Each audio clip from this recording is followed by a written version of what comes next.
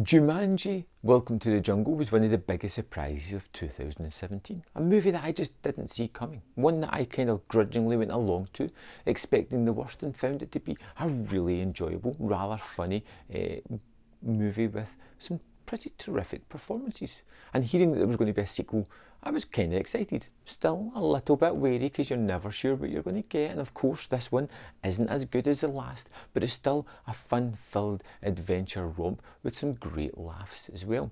We're introduced to our four kids from the last movie as they've moved on in their lives, which has been great for a little bit, but it's starting to get a little bit inconsistent now, especially Spencer, who is struggling with the way his world is, and we get thrown right back in to the world of Jumanji. Of course, we get some new characters with us as well, in the form of Spencer's grandfather, played by Danny DeVito, and his old friend Milo, played by Danny Glover. And these two additions are wonderful, particularly DeVito, who for the first little bit of the movie just steals every scene he is in, being hilariously funny, doing some proper comedic work with his body as he moves around about the house. And then when we get thrown into the world of Jumanji, we get our four avatars from the first movie. But they're changed a little bit. We have different people portraying them. Spencer has vanished. We now have his grandfather, who is The Rock in the movie. The only person that seems to be the same character is Karen Gillan. We get thrown back into this world. We get thrown back into this adventure, and it breaks out of its jungle setting and becomes a globe-trotting, fantastic kind of comedic / adventure movie.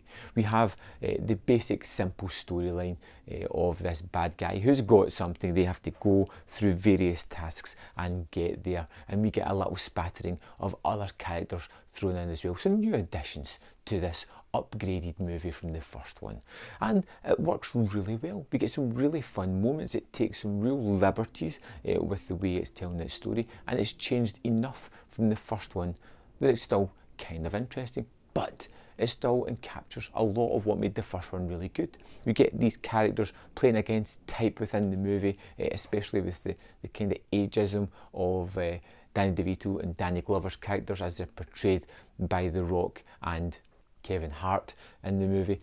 And it's really fun, but it just seems to have lost some of that energy and some of the surprise that came with the first movie. And that's understandable because we didn't really see the first Jumanji coming. And we get lots of CGI'd scenes here that all look pretty good, but just kind of feel kind of weightless. But then it is a video game. And one of the sort of marvellous things about this is even its down points you can kind of write off, you can make excuses for. You know, the overly CGI scenes, it's part of a video game. The repetitive nature of the sort of tasks and the same kind of machinations that were in the first movie, it feels like a video game. It's just kind of repetitive within its nature. But you go with it. You're willing to go with some of the sillier aspects of the movie, and I found it to be really enjoyable and fun yet again to be thrown back into this world, this harmless world of Jumanji. It's really just a good time at the cinema. And sometimes that's just what you're looking for. The Rock, Jack Black, Karen Gillan, Kevin Hart all work tremendously well together. And again, Jack Black, for me, steals the show.